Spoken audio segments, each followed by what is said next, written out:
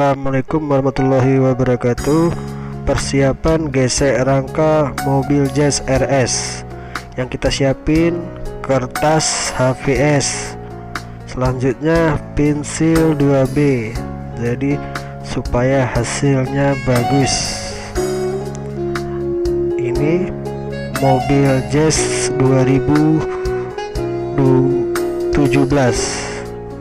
Jadi sebelum geser rangka kita lihat nomor rangkanya itu di kaca samping kanan. Ini nomor rangkanya, rangka mesin. Udah nampak? Selanjutnya kita lihat nomor rangka yang di bodi mesinnya. Ini nomor rangkanya. Ini letaknya di sini. Kita bawah ini melihat, nampak kan? Rangka Jazz RS 2017 atau 2016 sama aja. Dan selanjutnya kita lihat nomor mesinnya.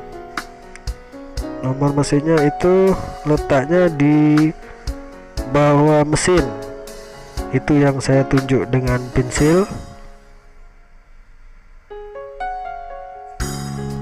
Nah, sekarang kita mulai menggosok atau gesek rangka dengan kertas HVS dan pensil 2B tadi. Ini yang mempraktekkan Bapak si John yang biasa gesek nomor rangka. Ini nomor rangkanya yang mau kita gesek. Ya, tinggal kita tempel. Selanjutnya tinggal digaris-garis dengan pensil 2B. Jadi cara geseknya harus rapat supaya nampak nomor mesin, nomor rangka maksud saya. Kita tunggu nanti hasilnya. Selanjutnya kita lihat hasilnya. Mungkin kurang nampak karena kameranya ini. Itu sebenarnya hasilnya tadi. Selanjutnya kita gesek nomor mesin.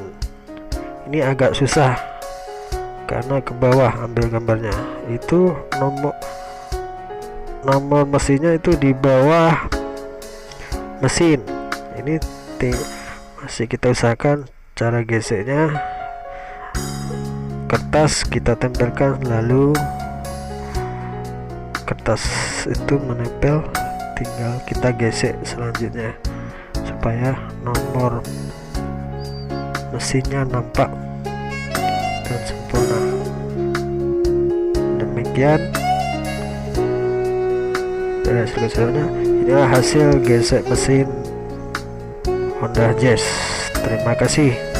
Assalamualaikum warahmatullahi wabarakatuh.